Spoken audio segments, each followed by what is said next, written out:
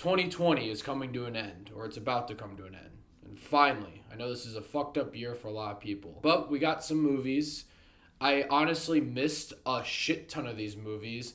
Last year I saw, I think, around 35 to 40 new movies, and this year I saw about 20. And I made it a thing because my channel is brand new that I would try and see a new movie each week. And then the pandemic happened. And honestly, I have trouble knowing when new movies are coming out. I know that new movies are released on like Netflix and Hulu and HBO all the time. But I wish there was something like an app that would narrow down when these streaming movies would come out. IMDb doesn't really do it. Rotten Tomatoes doesn't really do it. Someone make the app. And I'll be able to be on top of my shit a lot more because I missed a lot of movies. That's your warning for this list. I'm going to have my top 10 movies of 2020. But to be honest, I missed a lot of movies. And because of that, this list is going to be very interesting. There's a lot of movies on this top 10 list that I don't think would have made a top 10 list in a normal year. Like I said, I missed out on a lot of movies. And I'm going to be fair because every year I'm going to make a top 10 list regardless of what happened in that year. So these movies made the top 10 list. And it feels weird to say that. But you'll see what I'm talking about. Before I get into my top 10, I want to give 3 honorable mentions. These are the 3 movies that are on the outside looking in on the top 10 list that barely didn't make it. And these are in no order. The honorable mentions are Enola Holmes, Extraction, and The Devil All the Time. Man, that is a rough start. Those are the 3 movies that almost made the top 10 list, but they didn't. There are 10 other movies that I like better than those 3. And let's get started with number 10.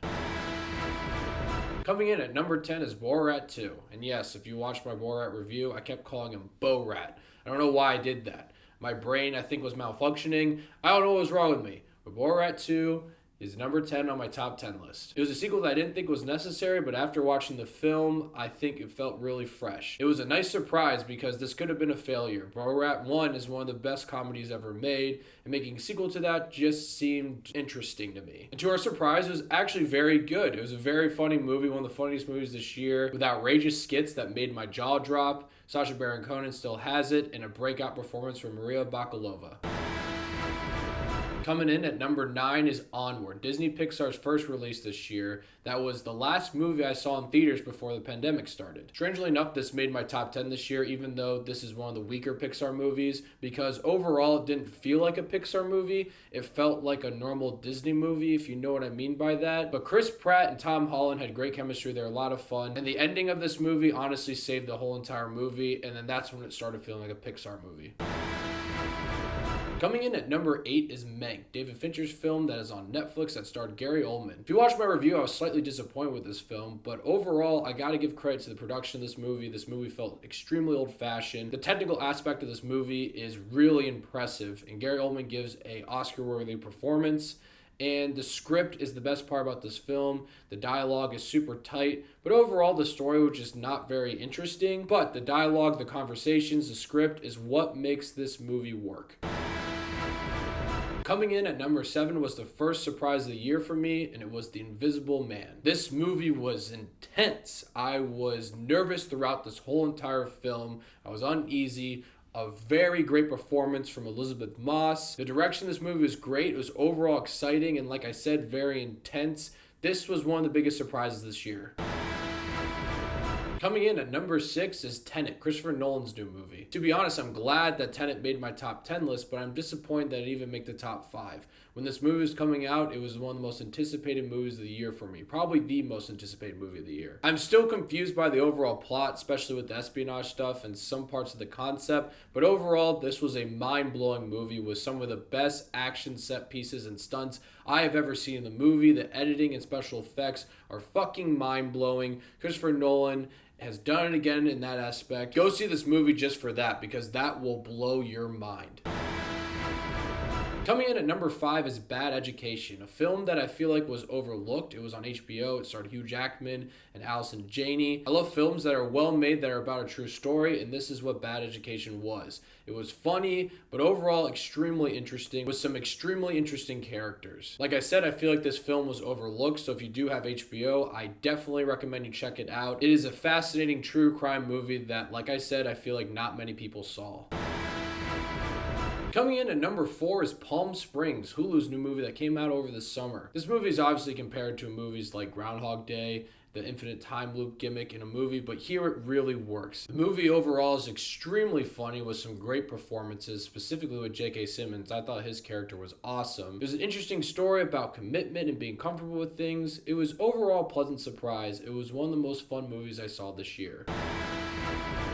Coming in at number 3 is Da 5 Bloods, Spike Lee's new movie. This is a Vietnam War movie that takes place 40 years after the Vietnam War with some horrific imagery, real life imagery too. Spike Lee does a great job directing this movie. The message of guilt and holding on to the past is prevalent throughout this film, and it was overall extremely interesting, and it was a movie I thought about a while after I saw it. Oh, and Delroy Lindo gives the best performance this year, hands down. Best performance I saw all year. He better get at least nominated for an Oscar, and at that point, if he doesn't get nominated, then I guess the Oscars are just dead to me.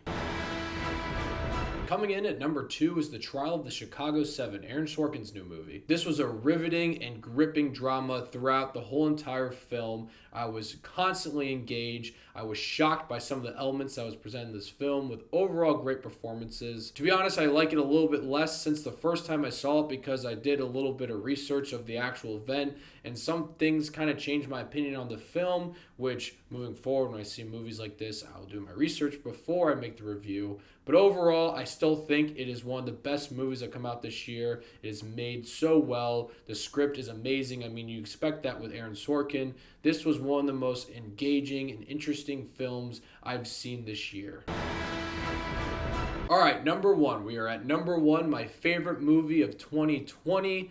And if you've been following my channel, you probably know what it is because it hasn't been announced yet. And yes, my favorite movie of 2020 is Soul, Disney Pixar's second release this year. This film is the definition of beautiful. The animation is absolutely breathtaking, but overall the message is so beautiful and it's something that people need to hear. That's the main point of this film, is the message. The message that's presenting, and it's a beautiful message that is really relevant to everyone. And because of that, and because of this really shitty year of 2020, it just makes sense to put Soul as my favorite movie this year. There are little nitpicks I have with this film, but I have nitpicks with a bunch of other films as well. But I can overlook these nitpicks because of how great the message was and how I felt after I watched this film. Just gave me a new perspective on things. It made me overall happy. This is the best animated film I've seen in a while. This is definitely the best Disney Pixar film since Inside Out. To be honest, when this movie was coming out, I did not expect it to be my favorite movie this year, but 2020 is filled with a lot of weird shit.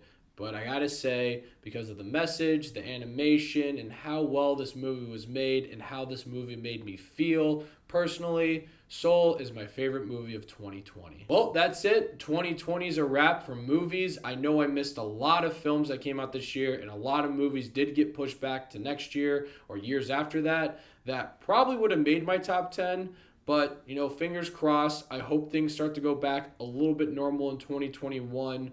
Movies wise, so I can see a new film each week or not miss out on films each week, because like I said, when I started this channel, I really was making an effort to see the new movie that comes out that week every single week, and it started to get hard when the pandemic started because I was starting to lose out on which movies were actually coming out. Hopefully that will change next year. So 2020 is coming to an end. Thank God. This year's been rough for a lot of people, and I'm looking forward to 2021. But in terms of the year 2020, what are your top 10 movies of 2020? I'm curious to hear what they are. Thank you so much for watching. Click here to see more of Dave's Takes.